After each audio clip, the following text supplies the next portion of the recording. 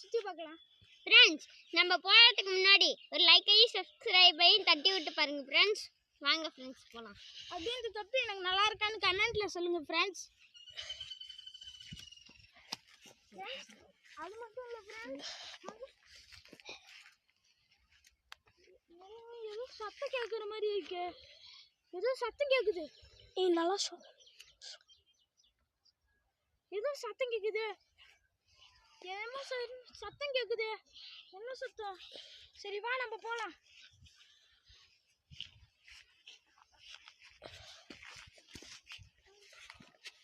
கொஞ்சம் தூரம் போனால் நம்ம வெளியில் போயிடலாம்.